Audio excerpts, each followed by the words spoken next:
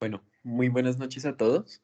Esperamos que se encuentren muy bien el día de hoy, después de algunas semanitas en las cuales pues, tuvimos ahí algunos inconvenientes con la programación del módulo pasado.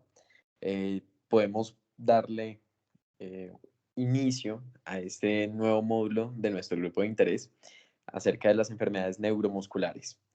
En este vamos a tener varios temas de los cuales hablar y que muy probablemente todos habrán escuchado. Vamos a empezar el día de hoy con una excelente charla acerca de la distrofia muscular de Duchenne. Dentro de unas horas, el día de mañana, vamos a hablar del síndrome de Guillain-Barré.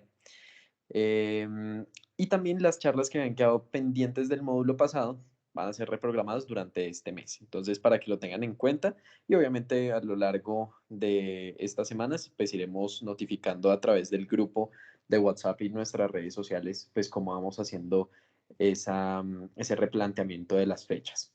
Entonces, como les mencionaba, enfermedades neuromusculares son un módulo supremamente importante, frecuente en niños. La población pediátrica es supremamente relevante en este síndrome en el cual se contemplan pues estos trastornos que les estaba mencionando. Y bueno, hablar de distrofia muscular de Duchenne es hablar también de mucha historia detrás de esta. Y pues obviamente la neurología durante todos estos años ha llegado a evolucionar, pero lastimosamente esta sigue siendo una enfermedad que, como decíamos en la descripción de nuestra publicación, sigue siendo una enfermedad en el ocaso. Sigue teniendo unas cuantas cosas que no están del todo claras. Su manejo aún sigue siendo variable, pero el día de hoy vamos a tratar de aprovechar al máximo esta charla y agradecerles a todos los que se encuentran el día de hoy. Entonces, no siendo más, pues tenemos de invitado a John Yari Chala. Él es estudiante de la Universidad del Rosario de tercer semestre de medicina y el día de hoy nos va a compartir esta charla tan importante en la cual vamos a darle inicio a este módulo de nuestro grupo de interés. Entonces, estamos ahí esperando ahí a la presentación. Ah, bueno, ya ahí estás proyectando. Perfecto. Entonces, no siendo más, pues quedamos en tus manos. Agradecerte obviamente por aceptar nuestra invitación y a todos nuestros asistentes el día de hoy para que estén junto a nosotros y que sigamos compartiendo estas charlas académicas durante estos tiempos. Entonces, bueno, muchas gracias a todos y obviamente cualquier pregunta que necesiten, pues ahí a lo largo de la charla, pues estaremos pendientes de tratar de realizar las intervenciones respectivas. Entonces, listo, disfrútenla, que estén muy bien. Ahí, entonces, John, si quieres podemos empezar. Listo, ahí me ven. Sí, todo perfecto, ¿me escuchan bien? Sí, todo perfecto. Listo. Ok, espérame un segundo que no sé por qué no me da como proyectar bien la pantalla. O por lo menos a mí no. Espérame un segundo.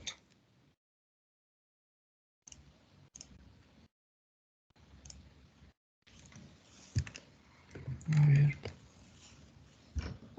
¿Ahí debe de compartir o están viendo mi pantalla? Sí, ahí estamos viendo tu pantalla. Ah, perfecto, listo. Entonces ya vamos a iniciar. Bueno, pues primero que todo, un segundo. No me deja, no sé por qué. Voy a poner mi cámara que creo que es más sencillo, no me deja, no sé por qué. Listo. Listo. Entonces, primero que nada, pues buenas noches para todos. Muchas gracias por asistir a esta charla y pues muchas gracias a Juan y el grupo de neurología pues de la Sabana por permitirme dar esta charla. Básicamente este es el nuevo bloque, como tal iniciamos de las enfermedades neuromusculares como les había explicado Juan. Específicamente vamos a hablar de la DMD o distrofia muscular de Duchenne, que básicamente como lo estableció Juan anteriormente, es como digamos una patología o una enfermedad que ha estado olvidada, ¿sí? Que a pesar, digamos, de todos los avances que hemos tenido, por así decirlo, en el último siglo, digamos como que se ha visto en deterioro o por lo tanto no tiene la atención que debería recibir. Básicamente este es el índice. aclarar básicamente, no voy a leer el índice porque pues igualmente lo voy a hablar. Específicamente la literatura que me basé de varios artículos, pero específicamente me basé de estos dos artículos. Em, Uno con una visión específica de una visión molecular y la otra que específicamente se hacía referencia a las distrofinopatías, pero haciendo un énfasis en la distrofia muscular de Duchenne y específicamente enfatizando como tal a la DMD como una patología neuromuscular, que es lo más importante. A pesar de que, digamos, hay poca literatura acerca de, digamos, como tal, el enfoque neuromuscular, eso es uno de los artículos muy completos que encontré para abarcar y hacer la presentación. Bueno, básicamente la distrofia muscular de Duchenne, epidemiología, pues básicamente hay que saber que esta es una bueno, esta es una patología que afecta de, digamos, tiene una incidencia de 1 por cada 3.500 a 6.000 niños. Específicamente vamos a darnos cuenta que afectan en su mayoría pues a niños. Eh, Como tal, pues esa sería por la parte de la epidemiología. Aquí como tal está un cuadro característico con las manifestaciones clínicas y como tal en la, digamos, en la explicación etiopatológica que vamos a hacer. Esto es una pseudohipertrofia gemelar. Específicamente diríamos o podríamos pensar, creo que era un niño como más o menos de 7 años según el artículo que leí, podríamos pensar que este niño tiene músculo, pero no, se llama pseudohipertrofia gemelar porque hay una ausencia de músculo y digamos como tal, este músculo es necrótico y por lo tanto es reemplazado por tejido adiposo o tejido graso. Y por eso se da como, digamos, este aspecto, digamos, por así decirlo, muscular, muy grande, pero no es músculo, ¿sí? Y básicamente, pues esto se va perdiendo ya alrededor cuando el niño ya tiene unos 10 a 12 años, que empezamos a ver las manifestaciones clínicas más claras, ¿sí? Que sería un compromiso como tal a nivel de los miembros inferiores inicialmente. Las manifestaciones clínicas, básicamente aquí explicar que, digamos, las manifestaciones clínicas en los pacientes o en los niños de 2 años no son muy características. Básicamente para el diagnóstico en estos niños nos basamos como tal en pruebas de laboratorio, que más adelante vamos a explicar. A los 8 años ya podemos ver cómo esta apariencia, esta postura del niño, cómo se ve. Es, digamos, como los niños con distrofia muscular de Duchenne se asocian con escoliosis y, digamos, compromisos como tal musculares, vertebrales específicamente del eje medio. La herencia. Bueno, esto es muy importante que lo entiendan porque, digamos, es muy raro encontrar a una niña, a una mujer que padezca DMD, pues porque digamos que la distrofia muscular de Duchenne, si bien es, digamos, como tal, es, digamos, una enfermedad esencialmente de compromiso del músculo, es una enfermedad de herencia recesiva ligada al cromosoma X. ¿Eso qué nos quiere decir? Pues básicamente sabemos, siempre nos lo han enseñado desde el primer semestre, que los hombres tenemos dos cromosomas X y Y y las mujeres XX. Específicamente, como es una enfermedad recesiva ligada al cromosoma X, la mujer generalmente siempre va a ser portadora, ¿sí? No se va a ver afectada por la enfermedad, porque a pesar de que puede tener el gen mutado, que más adelante voy a explicar las características del gen, el otro cromosoma X tiende a suplir, digamos como tal, esa mutación, ¿sí? Eh, Mientras que en los hombres, al solo tener un cromosoma X, pues si se presenta a una mutación en este cromosoma X, pues obviamente pues, se va a ver manifestada porque ellos no tienen, por así decirlo, una sustitución cromosómica de orden funcional, pues porque no lo tienen, ¿sí? Entonces por eso generalmente vamos a ver que las mujeres son portadoras pero no afectadas. En algunas ocasiones se han visto, de hecho he leído alguna literatura, que las mujeres presentan una distrofia muscular similar a la de Duchenne, pero no es la de Duchenne, sino que es la distrofia muscular de Becker, que específicamente se diferencia de la de Duchenne porque hay, digamos como tal, el deterioro muscular no es tan marcado como la de Duchenne, es decir, que es menos leve. Y las mujeres esencialmente pues se pueden ver afectadas, pero en la de Duchenne, que es la que vamos a hablar el día de hoy, se ven afectados más que todos los hombres. Bueno, digamos como la relación tiempo-enfermedad, nos vamos a dar cuenta de que uno de los datos más curiosos e importantes de esta enfermedad y tal vez uno de los más desgarradores es que las personas que padecen de distrofia muscular de Duchenne tienen una sobrevida de 20 años nada más. Específicamente, pues al inicio, de los 5 a los 7 años vamos a encontrar un deterioro motor leve, ya de los 8 a los 11 años ya lo vamos a ver más marcado, específicamente cuando ya empiezan la adolescencia joven, 12 a 15 años, vamos a ver que estos niños, estos pacientes, no pueden como tal caminar, por eso necesitan sillas de ruedas. Específicamente vamos a ver adelante que va a haber disfunción respiratoria por digamos, una ausencia de distrofina, específicamente tanto de los músculos cardíacos como de los respiratorios, específicamente del músculo esquelético. ¿Listo? Entonces, estas van a ser la mayoría de las causas de la muerte por distrofia muscular de Duchenne. Por la introducción, que debemos tener en cuenta que básicamente esta es una imagen que representa el carácter multisistémico de la distrofia muscular de Duchenne, que simplemente no va, digamos, como a afectar una parte en específica del cuerpo, sino que va a ser global. Obviamente va a ser más marcada en algunas partes del cuerpo, pero específicamente es de manera muy general. Se ha visto una relación en el cerebro por el nivel el efecto de la distrofina y la función que tiene a nivel del cerebro, aunque no está marcada como en el músculo cardíaco, el sistema respiratorio, el sistema gastrointestinal, incluso hay un artículo basado simplemente en el efecto gastrointestinal de la DMD en los niños, digamos como los huesos, los músculos, etc. Y básicamente aquí hay una imagen del complejo de distrofina glucoproteína, del cual se va a ver afectado mayormente la distrofia muscular de Duchenne, y específicamente esa va a ser la causa de que haya un deterioro muscular y por lo tanto genere como tal la muerte en estos pacientes. Como ya le había dicho, un defecto en el complejo DGC, y por lo tanto, pues este complejo lo que va a permitir es como tal la unión del sarcolema o por lo tanto la protección a fuerzas mecánicas excesivas.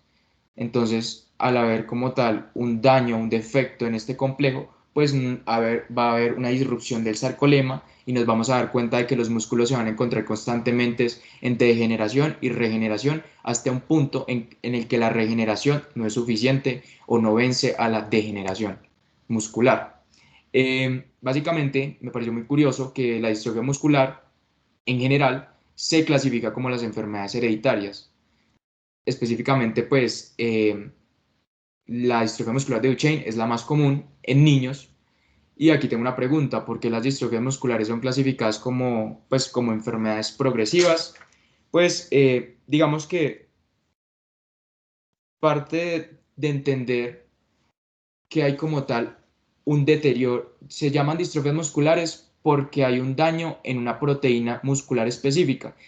En la distrofia muscular de Duchenne vamos a hablar de la distrofina, que se va a ver en mayor medida ausente. En los peores casos se puede encontrar de que un paciente puede tener tan solo el 3% de distrofina de lo que una persona en condiciones normales puede tener. Entonces, específicamente, la DMD y la distrofia muscular de Becker se asocia a una disminución de la distrofina. Y pues esta simplemente es una imagen. Ahora sí, el gen de la distrofina. Básicamente y muy rápidamente, saber que, digamos, este gen es el más largo que tenemos, el gen más grande que tenemos en el cuerpo humano. Y si nos damos cuenta, pues si es un gen muy grande, creo que la mayoría de nosotros estaremos acuñados con el tema de polimorfismos, de mutaciones. Y si nos damos cuenta, no es muy difícil como interiorizar en que si un gen es más grande, posiblemente tiene mayor prevalencia o mayor capacidad de presentar mutaciones o polimorfismos. Este gen de la distrofina es altamente mutable, pues en personas con antecedentes de DMD. Específicamente tiene 79 exones, es decir, estas son las partes codificantes, estos exones son los que se van a sintetizar finalmente en proteínas por medio del ARN mensajero. Tiene 78 intrones, que son las partes no codificantes, que básicamente se consideraba antes, hace unos años, que no tenían ninguna funcionalidad, pero ahora se sabe que como tal tienen una funcionalidad regulatoria, ¿sí? Entonces ahí vamos a hablar de las cajas promotoras, de la caja TATA, etcétera, ¿listo? Y bueno, básicamente este gen es uno de los más pesados, pesa bueno, está conformado por 2,4 millones de pares de bases. Bueno, básicamente aquí es como unos datos, pero específicamente, y más adelante lo voy a explicar específicamente en la proteína, como tal, la proteína, la distrofina, tiene 4 dominios, específicamente pues 79 axones. Vamos a más adelante a hablar de los hotspot mayor y hotspot menor, que son puntos específicos en los cuales la biología molecular se ha visto, se ha dado cuenta de que hay mayor prevalencia de mutaciones en estos puntos, pero eso lo voy a explicar más adelante. Bueno, como les expliqué anteriormente, como tal, en los intrones, que antes se consideraban que no tenían ninguna funcionalidad y ahora se sabe que tienen una funcionalidad regulatoria, pues hay unos promotores específicos de la proteína distrofina, que son puntos específicos que se encuentran en las partes no codificantes del gen, que se van a encargar de mediar la expresión para que se codifique ARN mensajero y posteriormente se dé la traducción para que se formen las proteínas. Bueno, aquí está el ejemplo típico de la caja Tata, que es como el ejemplo primordial, pero en el caso de la distrofia muscular de Duchenne, específicamente la distrofina, este gen donde se encuentra ubicado, pues nos vamos a dar cuenta de que tiene unos promotores específicos y que van a jugar un papel muy importante en la patología de la enfermedad.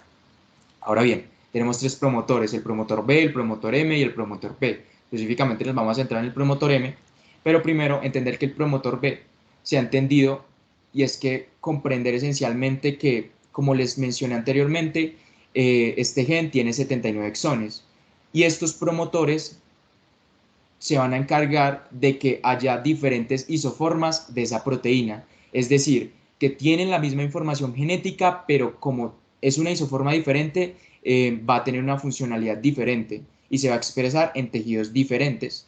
Entonces espero me entiendan eso. Entonces el promotor B específicamente se asocia con una distrofina que se expresa en las neuronas corticales y también en unas neuronas del tálamo, ¿sí? De la corteza cerebral y del tálamo específicamente. El promotor M, que es tal vez el más importante, que específicamente se asocia con la expresión de distrofina, cuya función se basa en el tejido, bueno, en el tejido esquelético y en el cardíaco. Y el promotor P finalmente es que básicamente también se asocia con el sistema nervioso central y periférico con las células de Purkinje, ¿sí? Entonces este promotor P se va a encargar de que haya una isoforma específica para que haya cierta relevancia a nivel de las células de Purkinje en el sistema nervioso. Ahora, muy importante esto, mutaciones en el gen. Aquí vamos a explicar básicamente, vamos a interiorizar en por qué se da como tal la distrofia muscular de Duchenne y qué es lo que pasa con estas personas. Vamos a tener tres puntos específicos que quiero que tengan muy en cuenta, y es que de las mutaciones del gen, el 70% son de lesiones, el 20% son mutaciones puntuales y el 10% son duplicaciones. Ahora bien, de una vez quiero que asocien las de lesiones con la pérdida de material genético. Y específicamente yo cuando les estaba mostrando la infografía de cómo está formada la proteína desde la biología molecular, pues ahí les mencioné que había unos hotspot mayor y unos hotspot menores. ¿Qué quiere decir eso? Hotspot significa puntos calientes. Y eso lo que me traduce es que hay unos puntos específicos donde se han dado cuenta de que la proteína, es decir, los exones, la parte codificante, es más propensa a mutarse. Entonces decimos que los hotspot menores es del 1 al 19, que se pueden mutar, pero hay unos hotspot mayor que esos son muy frecuentemente mutados y en la mayoría de los casos de la distrofia muscular de Duchenne se encuentran estos exones mutados, del 44 al 52. Ahora bien, las mutaciones puntuales, bueno, vamos a hablar de las duplicaciones, vamos en orden. Forman el 10% de los casos de distrofia muscular de Duchenne y específicamente se dice duplicación porque es ganancia de material genético. Entonces, de lesión, pérdida de material genético, duplicación, ganancia de material genético.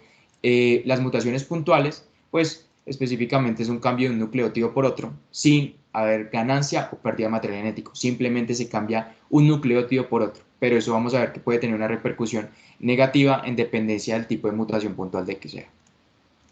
Entonces, las mutaciones, las duplicaciones, básicamente entender, creo que voy a poner esto, básicamente entender que las duplicaciones es una ganancia de material genético. Y yéndonos como tal a la biología molecular, que tal vez vimos en primero o en segundo semestre, pues comprender que digamos como hay un marco de lectura en el cual digamos toda esa maquinaria de transcripción va a leer. Generalmente es de 5' a 3'. Y aquí hay un ejemplo pequeño, y es que básicamente recordando que, digamos, para formar, digamos, como tal, una proteína, se van a leer por parte de codones. y un codón está formado por una tripleta de bases nitrogenadas o de nucleótidos, ¿sí? Entonces, digamos como tal, mi maquinaria va a leer de 3 en 3. Entonces nosotros decimos que una duplicación podría generar una distrofia muscular de Duchenne si la de lesión, es decir, si la pérdida de, bueno, si la ganancia de material genético, qué pena, si la ganancia de material genético no es múltiplo de 3. Específicamente, ¿qué quiere decir eso?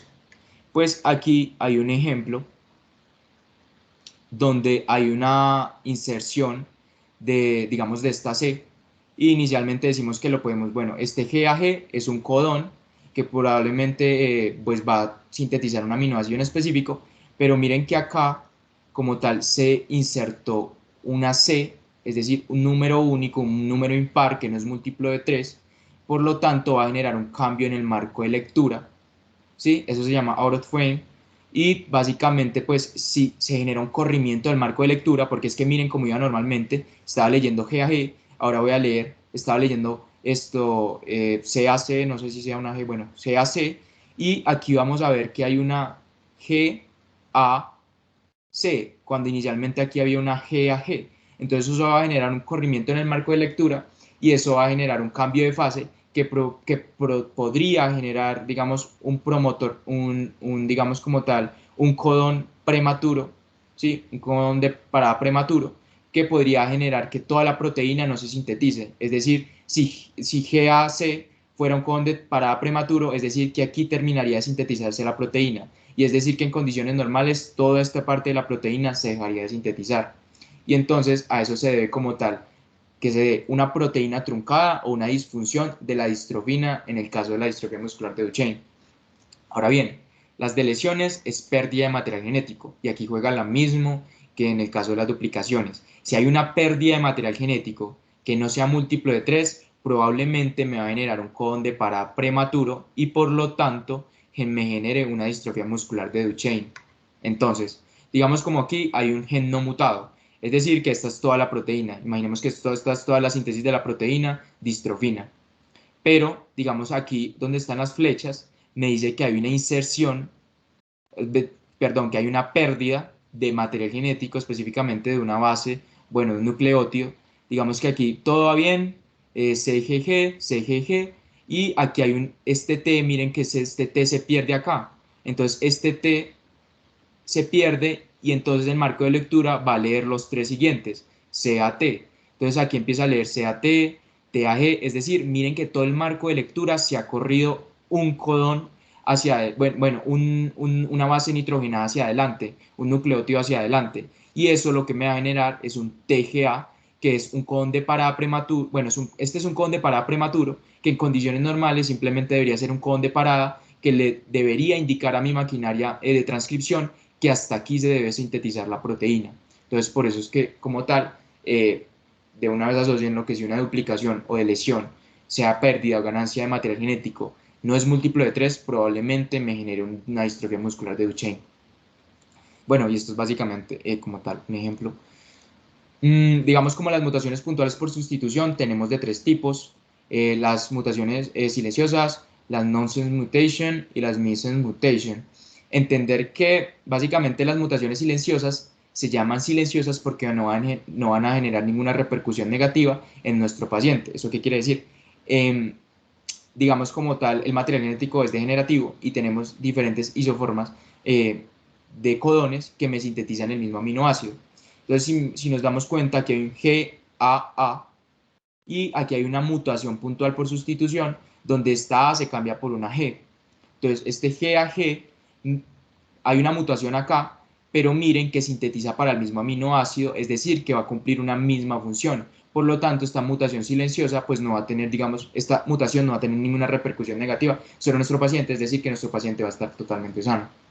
Ahora bien, estas nonsense mutation tal vez son las peores mutaciones puntuales por sustitución porque estas van a generar un codón de parada prematuro. Específicamente miren acá el GAA que me sintetiza para un aminoácido en específico y miren que este G se mutó y me cambió por un U, entonces quedaría un UAA. Y específicamente nosotros tenemos en nuestro material genético unos codones que sintetizan para aminoácidos que son, digamos como tal, codones de parada, ¿sí? y entonces pues aquí se va a generar como tal el codón de parada y por lo tanto la proteína se va a dejar de sintetizar en ese punto y no se va a sintetizar completamente. Ahora bien, las missense mutation que también pueden generar una repercusión, pero generalmente se asocian a distrofia muscular de Becker por lo siguiente. Si bien hay una mutación de una A por una C, aquí está la mutación, nos damos cuenta, y va a sintetizar para un aminoácido diferente. Miren lo que pasa, sintetiza un aminoácido diferente, pero no es un codón de parada, es un aminoácido que tal vez no pueda cumplir, digamos esto, la función de este aminoácido, pero puede tener alguna similaridad o por lo menos es un aminoácido y va a permitir que todo el marco de lectura siga tal cual iba, a excepción de que aquí se va a sintetizar un aminoácido diferente. Listo. Y eso no va a tener una repercusión tan negativa como lo tendría un codón de parada prematuro. Y bueno, básicamente nosotros tenemos tres tipos de codones que nos sintetizan para codones de parada prematuro, que es el UGA y el UAA y el UAG. Entonces, básicamente entender que miren el ejemplo que les daba, que digamos si nosotros estamos sintetizando un UAC que me sintetiza un aminoácido específico, pues miren si hay un cambio del C por el A, va a haber un codón de parada prematuro y por lo tanto mi proteína como tal no se va a sintetizar de manera completa. Bueno, ya la relación genotipo-fenotipo y ya para entrarnos como tal en el enfoque neuromuscular, digamos que lo que les expliqué anteriormente, si hay una deleción o duplicación de las pares de bases, esto se va a llamar, bueno, que no es múltiplo de 3, esto se llama friendship, es decir, que está por fuera del marco de lectura. Entonces, por lo tanto, hay una alteración del marco de lectura y esto es el out of frame, es básicamente lo mismo, o sea, friendship hace referencia a que además hay una deleción que no es múltiplo de 3 y por lo tanto me va a generar un out of frame, que es un fuera del marco de lectura, y específicamente se asocia a una mayor severidad de la enfermedad de distrofia muscular de Duchenne. Pero específicamente cuando tenemos una deleción o duplicación que es múltiplo de 3, pues básicamente sí va a haber, digamos, o sea, pérdida o ganancia de material genético, pero va a ser de 3 nucleótidos, es decir, de un codón o de varios codones, y específicamente mi proteína se va a sintetizar totalmente. ¿Sí me entienden eso? Entonces, como tal, no va a haber una pérdida, por así decirlo, completa de esta proteína. Entonces, como tal, no hay alteración en el marco de lectura, eso es inframe dentro del marco y pues asociado generalmente a pacientes con distrofia muscular, bueno, distrofia muscular de Becker. ¿Listo? Y básicamente pues estas son las imágenes características y aquí está una niña que es muy raro la verdad verlas, pero esta niña presenta distrofia muscular de Becker, cuya diferencia de sobrevida en comparación con la distrofia muscular de Duchenne es que estos pueden alcanzar hasta la cuarta a la sexta década de vida, mientras que estos niños, mírenlo acá, esto específicamente se puede ver como esta forma de pato, esencialmente también se marcan por una marcha de pato estos niños con distrofia muscular de Duchenne. Bueno, y específicamente los niños tienen una tasa de sobrevida de tan solo 2 décadas, la segunda década de la vida, ¿listo? Bueno, específicamente la distrofina como proteína, qué es lo que debemos saber, qué es lo que no tenemos que saber y qué es lo que tenemos que tener en cuenta. Bueno, esencialmente saber que es una distrofina, es una proteína estructural, digamos como tal, se basa o su función principalmente se basa en un anclaje, digamos como un anclaje al complejo multiproteico del músculo celular del complejo distrofina-glucoproteína. Aquí está, este es el complejo distrofina-glucoproteína y esencialmente asociado al músculo esquelético. Por eso es que vamos a ver que hay una disfunción como tal cardíaca, también respiratoria, pues por como tal una consecuencia, digamos, a la ausencia de la distrofina en el músculo esquelético que es tan esencial. Bueno, básicamente aquí es una infografía, miren aquí está la distrofina, más adelante vamos a hablar como tal de los grupos terminales que van a jugar un papel muy importante y aquí como tal está el complejo distrofina-glucoproteína que se va como tal unir al sarcómero, al sarcolema como tal del músculo y va a permitir como tal la unión con la MEC. Bueno, ¿dónde se expresa la distrofina? Específicamente en tres, bueno, se expresa en el sarcolema de tres músculos en específico, el estriado esquelético, el liso y el estriado cardíaco. También, como lo mencioné anteriormente, cuando hablamos de los promotores, también vemos que la distrofina digamos como que se expresa en una isoforma diferente en las células de Purkinje, las neuronas de la corteza cerebral, las células Schwann y las células gliales.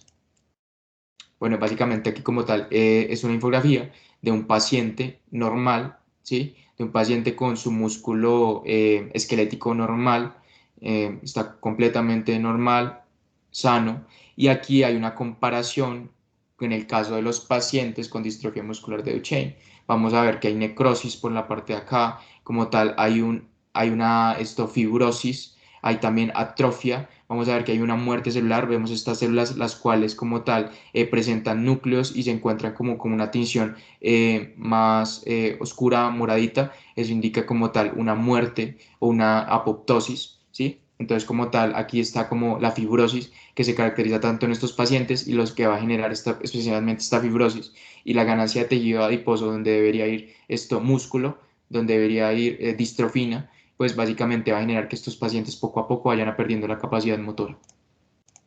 Bueno, características de la proteína, es una proteína de 3.685 aminoácidos, la verdad es bastante extensa, tiene 4 dominios. El primero es el dominio N-terminal, que específicamente va del exo más o menos del 1 al 19, el dominio ROT, básicamente va más o menos del 19 al 38 al 40, el dominio rico en cisteína, que va a jugar un papel muy importante en la cisteína, que va más o menos del 40 al más o menos al 50, y ya el dominio terminal del 50 más o menos al 72. Listo. Bueno, aquí básicamente aquí están los dominios. ¿Cuál es la función esencialmente de esta proteína? Mantener la integridad de la membrana muscular, eso es muy esencial, el soporte y protección de las células musculares y esencialmente la distribución de las fuerzas mecánicas coordinadas con las células musculares. Específicamente aquí como tal hay una, digamos como tal, una imagen que expresa lo que ya les había hablado anteriormente. Aquí está como la unión del dominio N-terminal, porque tiene, digamos, como tal, una afinidad por la F-actina y también por la beta-espectrina. Aquí también esto pues encontramos el dominio ROT o central ROT, que básicamente forma como esa forma de hélice característica del ADN. Y finalmente tenemos el dominio carboxiterminal, que tiene, digamos, como tal, digamos, como esa afinidad por, digamos, por el complejo de glicoproteínas de la membrana, ¿listo? Bueno, como tal ya la patogenia neuromuscular y básicamente haciendo enfoque en esto, pues digamos que la distrofia muscular de Duchenne, como ya lo hablé anteriormente, se debe a una deficiencia de la distrofina. Entonces, ¿qué pasa si hay una deficiencia de la distrofina? Pues la célula se vuelve más susceptible al estrés mecánico, por lo que ya no hay un complejo que la proteja ante este estrés, ¿sí? Al haber la ausencia. Entonces, ¿qué es lo que pasa? Va a haber, digamos como tal, una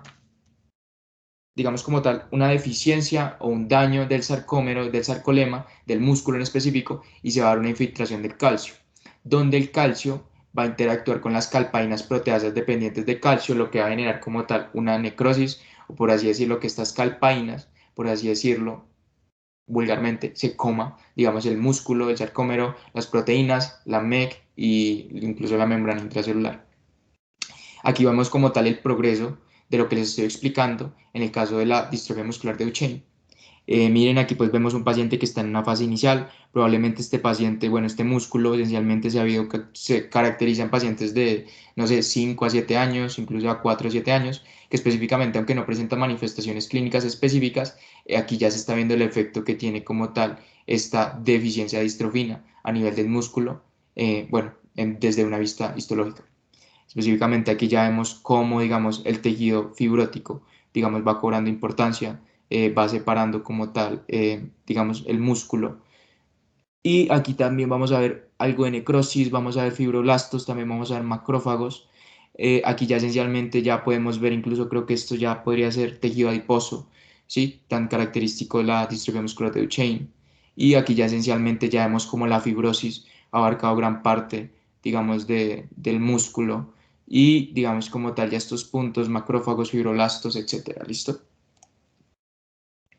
Bueno, y aquí está pues una imagen, básicamente la que les mostré anteriormente.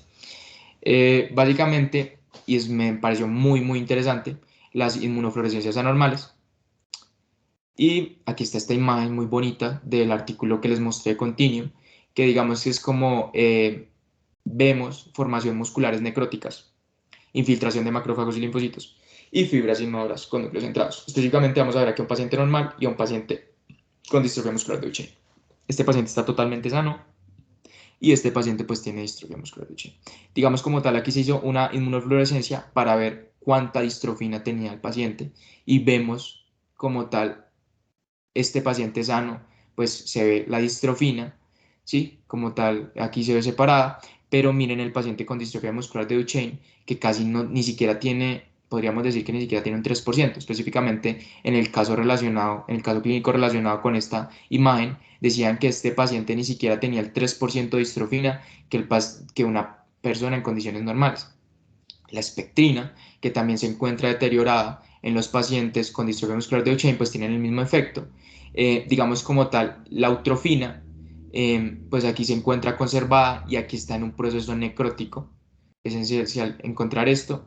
Y los grupos NOS, que básicamente, digamos, se van a encontrar disminuidos a nivel de las personas con distrofia muscular de Duchenne. Y bueno, ya básicamente lo vamos a ver más adelante, que estas personas con distrofia muscular de Duchenne se encuentran en un ciclo de degeneración y regeneración recurrente, ¿sí?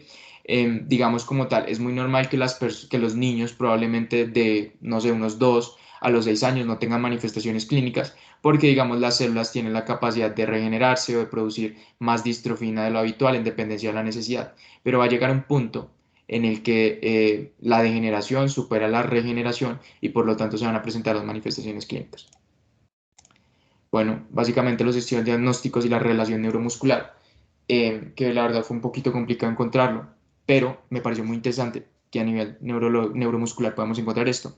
Digamos que hay un trazado miopático no específico, digamos hay también una disminución en la duración de los potenciales de acción por esa reinervación y denervación como tal de los grupos neuronales, o bueno, de los axones y la unidad motora. Hay unos potenciales polifásicos, es decir, muy anormales o irregulares, y fibrilaciones como tal.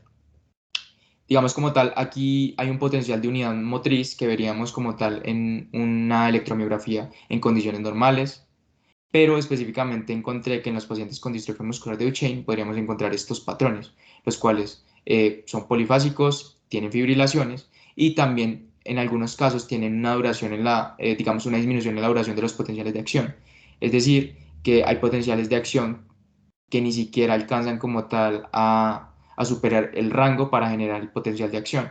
O puede que supere el rango, pero ya no se va a mostrar como tal esta, digamos por así decirlo, este periodo de despolarización tan marcado, sino que va a estar muy disminuido, ¿sí? Entonces, pues eso sería por acá. Miren, aquí, bueno, aquí como tal está una imagen de lo que se quería explicar. Esto es, digamos que esto es un potencial de acción normal, digamos como tal, aquí se da el estímulo, si digamos supera los menos 55.000 equivalentes, pues este básicamente va a superar el potencial de acción y por lo tanto se va a dar la despolarización y posteriormente la repolarización. Pero en el caso de la distrofia muscular de Duchenne, vemos que hay un aumento, bueno, puede haber un, digamos como tal, un aumento del umbral y por lo tanto va a ser más difícil que el estímulo que, como tal, que inerve ese músculo, pues alcance como tal el umbral y se dé como tal, por lo tal, el potencial de acción completo, ¿sí? Y digamos por aquí se van a ver constantemente los estímulos insuficientes y por lo tanto la reducción de los potenciales de acción a nivel del electromiógrafo, la electromiografía. Bueno, básicamente lo que les explicaba de la denervación y la reinervación es que específicamente, pues aquí vemos el asta dorsal ventral y específicamente, pues podríamos decir que, digamos, la motoneurona, digamos, si hay un daño, digamos, como tal en las fibras musculares, puede que si hay un daño en esta fibra muscular, esta no se vuelva a reinervar, pero hay otras en las que sí se va a reinervar, ¿sí? Mientras que en las otras se denerva, pero específicamente esto va a generar como tal un problema porque es que no va a generar como tal la funcionalidad que si todas las células, bueno, todas las fibras musculares estuvieran reinervadas, porque básicamente va a generar potenciales de acción y va a generar esa, digamos, vista en el encefalograma, bueno, qué pena, en la electromiografía, la ver con esas fibrilaciones totalmente anormal, porque esa unidad motora esta no va como tal a reinervar todas las fibras musculares. Bueno, aquí como tal también otros, digamos, como los estudios diagnósticos podrían ser una biopsia muscular, una necrosis segmentaria, específicamente el ciclo de degeneración-regeneración, lo que va a generar esa vista en la electromiografía. Digamos, en la biopsia muscular, pues vamos a encontrar que esta es una persona normal. Aquí vamos a ver como tal una persona cuya hay un aumento de fibrosis digamos, también hay una necrosis segmentaria, lo que va a generar como tal este aumento de la fibrosis, específicamente con esta tinción azul. Creo que es, bueno, no recuerdo cuál es la tinción específica, qué pena. La distrofina disminuida y pues la laminina, que es básicamente la membrana de la distrofina, se va a encontrar totalmente disminuida. Bueno, básicamente ya para terminar, las manifestaciones clínicas, que tal vez digamos como son digamos, son muy evidentes. Y específicamente diagnosticar a un niño con, bueno, una persona con distrofia muscular de Duchenne en dependencia de la edad no es muy complicado. Ya después de los 5 años empezamos a ver las manifestaciones clínicas. Tenemos la fase presintomática, que es básicamente desde que el niño nace, más o menos a los 2 años. Y específicamente estos pacientes, pues estos niños como tal no presentan ninguna manifestación clínica, ¿sí? Entonces, pues, pero sí hay como tal unas características, digamos como tal, para realizar, por así decirlo, eh, un diagnóstico. Eh, digamos, ¿cuál sería la forma de diagnosticar a estos pacientes? Básicamente se ha visto que en estos pacientes hay un aumento del lactato y de 10 a 20 veces mayor que en una persona en condiciones normales. Ahora bien, la fase ambulatoria temprana, pues básicamente de los dos más o menos a los 4 o 5 años, la fase ambulatoria tardía, la fase no ambulatoria temprana. Específicamente se divide como tal en 5 fases. La fase no ambulatoria tardía es como tal, ya es, digamos, es la última etapa de la vida del paciente. Se puede encontrar entre los 12 a los 20 años. Bueno, aquí como tal unas características de los pacientes, tanto como de distrofia muscular de Duchenne como de Becker, pero pues no voy a entrar como tal, digamos como que mucho a fondo, porque pues igual les voy a enviar la presentación por el grupo. Pero una manifestación clínica esencial y muy específica es el síndrome de Grovers, que básicamente es que el niño como tal no se puede levantar como uno lo haría normalmente, porque como tal los músculos de la cadera y de la pierna en su parte superior se van a ver afectados. Por lo tanto, el niño no va a contar con la suficiente fuerza como para pararse por él mismo. Entonces, es como un niño se para en cámara lenta, se tiene que apoyar en las rodillas, posteriormente se tiene que apoyar en poner sus manos en la cadera para posteriormente pararse. Y realmente, pues, estos niños que presentan el síndrome de Gowers, pues también presentan como tal esa marcha de pato tan es característica en estos pacientes. Y bueno, finalmente como tal, digamos como tal, lo que genera la muerte en estos pacientes con distrofia muscular de Duchenne es una insuficiencia respiratoria, aunque generalmente es consecuencia de una cardiomiopatía, la disfunción gastrointestinal, que no es tan, digamos, tan predominante, pero sí se ha visto en algunos pacientes, y un compromiso neurológico, aunque, digamos, este compromiso neurológico es muchas veces pasado por alto digamos, como tal, en la clínica porque, digamos, como tal, no es muy recurrente, pero se ha visto, y como lo mencioné anteriormente, hay unos promotores específicos que generan la expresión de distrofina a nivel como tal neurológico. Entonces, pues estos niños se pueden ver asociados con retardo mental. Y bueno, básicamente sería eso. Digamos como tal, aquí las intervenciones que se podrían realizar, pero no voy a entrar, digamos como tal, en efecto en esto.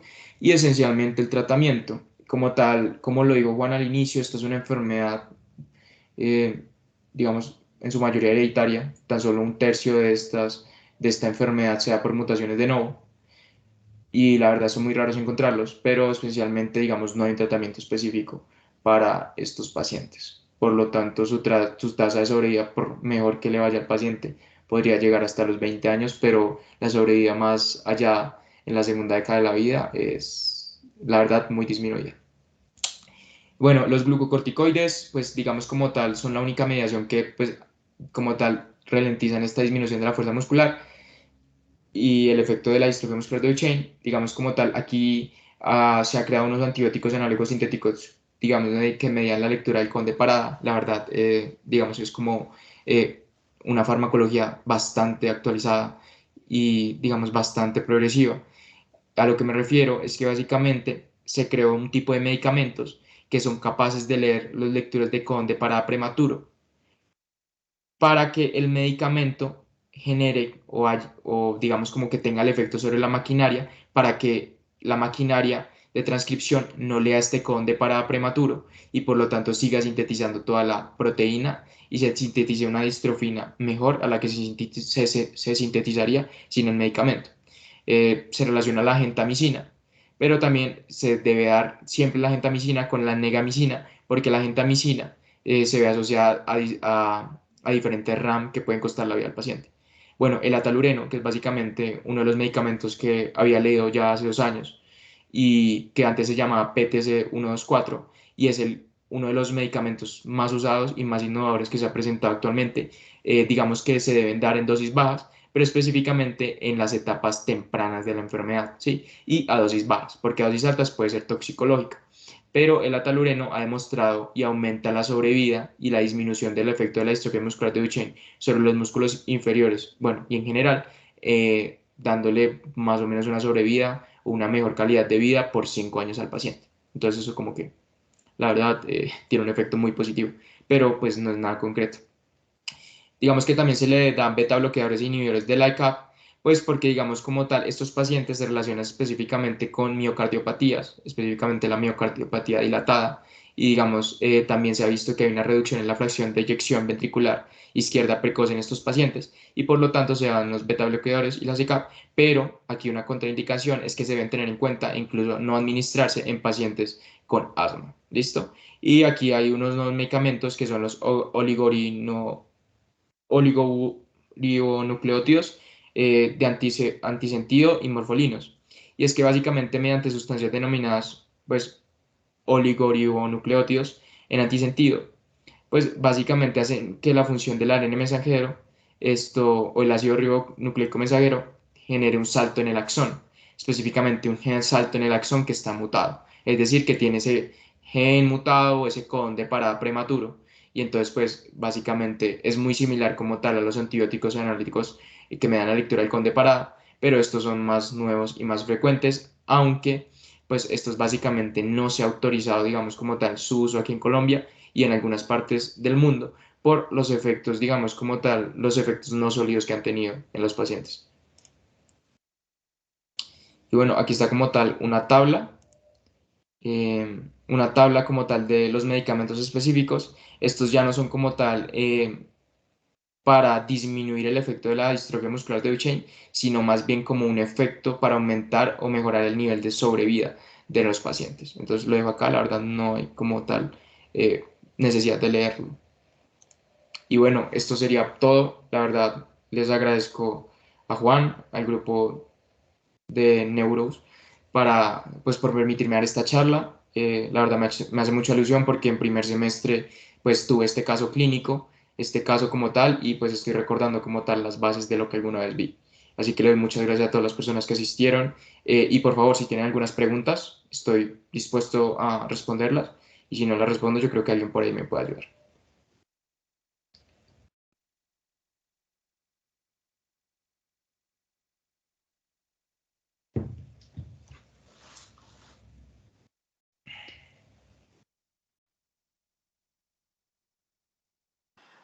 No, John, No, John, muchísimas muchísimas gracias gracias a a todos todos también por haber también por haber asistido el día asistido de el día hoy de hoy a a nuestra nuestra charla. charla. Entonces, Entonces, agradecerte agradecerte por por habernos habernos brindado brindado todo este todo este acercamiento acercamiento y también también. mucho de la profundidad acerca de esta enfermedad, de la distrofia muscular de Duchenne, cosa que podamos empezar este módulo con una de las enfermedades que de pronto vienen siendo más importantes a la hora de evaluar a nuestros pacientes, sobre todo en la población pediátrica, y, y que tengamos muy en cuenta a la hora pues, de conocerlos clínicamente y de tener muy en cuenta el diagnóstico y tratamiento de estos pacientes. Entonces, te agradecemos muchísimo y obviamente aquí siempre estaremos pendientes ante, ante cualquiera de ustedes que se anime a realizar alguna charla y obviamente aquí esperarte a ti también como nuestro expositor.